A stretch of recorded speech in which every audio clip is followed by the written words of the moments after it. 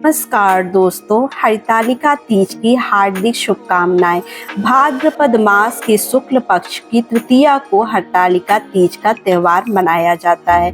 2025 में हरितालिका तीज का त्यौहार 26 अगस्त दिन मंगलवार को मनाया जाएगा। तो चलिए जानते हैं कि पूजा के संपूर्ण नियम क्या हैं, हमें क्या क्या सामग्री चाहिए, पूजा हमें कैसे करनी है, क्या दान करना है और किस तरह से हमें पूजा करनी है यहाँ पर। तो देखिए, हरितालिका तीज की पूजा हम ब्राह्मण से भी करवा सकते हैं या फिर जो है आप खुद से भी कर सकते हैं। अब यहाँ पर हम ब्राह्मण के द्वारा पूजा करा रहे हैं, तो मैंने अष्टदल कमल बना लिया है। हल्दी और आटा और आपको जो है कुमकुम, तीनों से जो है अष्टदल कमल बनाना है। उसके बाद हम क्या करेंगे, कलश की स्थापना करेंगे। पहले हम आचमन कर लेंगे, अपने को शुद्ध कर लेंगे जल लेकर। उसके बाद हमें क्या करना है, यह कार्य हमें 3 बार करना है। उसके बाद हम अपने हाथ को वहीं पर साफ से धो लेंगे। उसके बाद हमें क्या करना, पहले सर्वप्रथम हम एक दीपक जलाकर वहीं पर कलश की स्थापना कर लेंगे।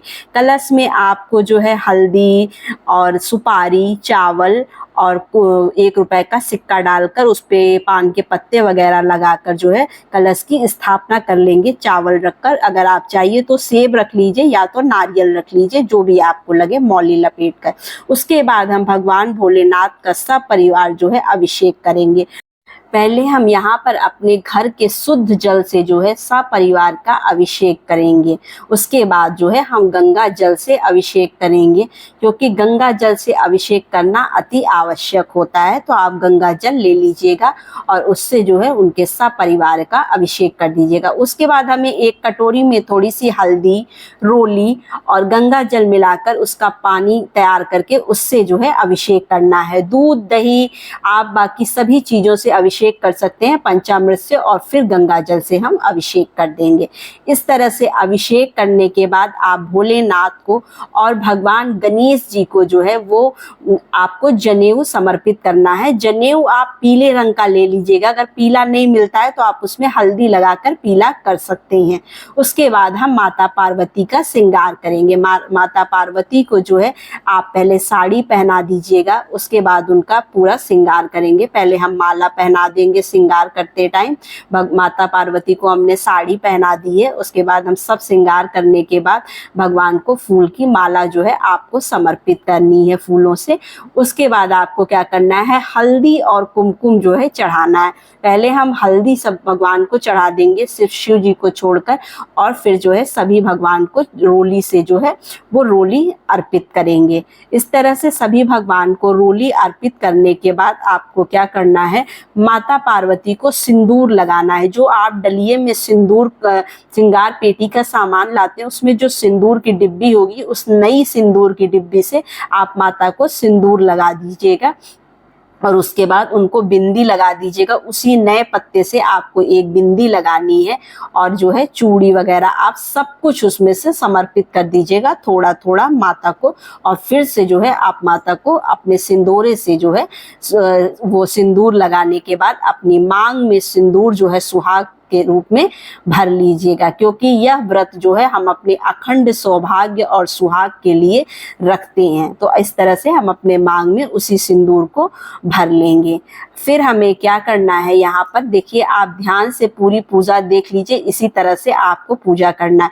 अब यहाँ पर हम फूल और अक्षत समर्पित करेंगे सभी भगवान जी को, और जो है यहाँ पर अब हमें माला समर्पित करना है। फूलों की माला आप 2 माला ले लीजिएगा, एक शिव जी के लिए और एक पार्वती जी के लिए। वैसे तो मिट्टी की मूर्ति बनी होती है तो आप एक ही माला में सबको पहना सकते हैं।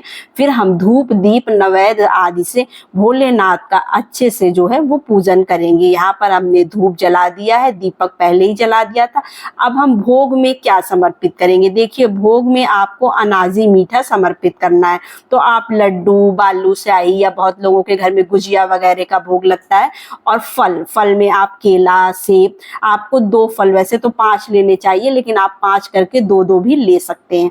तो इस तरह से करने के बाद फिर आप एक धूप जला दीजिएगा वहीं पर। धूप जलाने के बाद आप जो भोग लगाएंगे वो भगवान को समर्पित करते हुए आचमन कर लीजिएगा।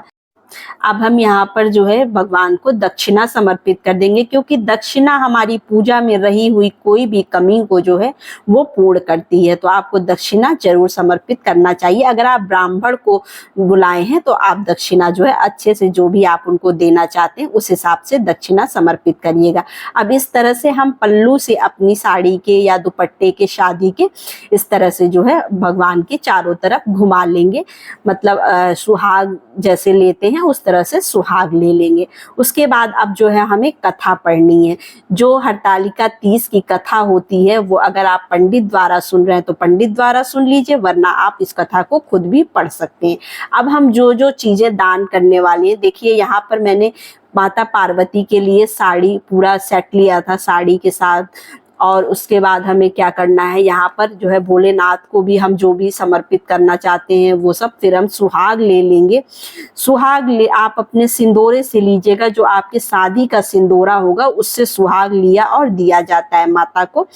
तो इस तरह से देखिए मैंने अपनी शादी का सिंदूरा लिया। और जो भी सामग्री आप दान करने वाले हैं, जैसे चूड़ी, बिंदी, जो कुछ भी आप दान कर रहे हैं वो सब पर आप सिंदूर से जो है टीका कर लीजिएगा, क्योंकि बिना टीका किए मंस के ही दिया जाता है। जो बर्तन वगैरह उसको भी हम मंस देंगे। उसके बाद हम जो है इस तरह से प्रेम पूर्वक भोलेनाथ की आरती कर लेंगे। अब ये सारा सामान जो है हम पंडित जी को दान कर देंगे। आप जो भी दान करना चाहते हैं वो सब दान करके पंडित जी के पैर स्पर्श कर लीजिएगा और भगवान से आशीर्वाद अब आप कलावा बांध लीजिएगा। तो इस तरह से हरतालिका तीज की पूजा करें। ओम नमः शिवाय दोस्तों।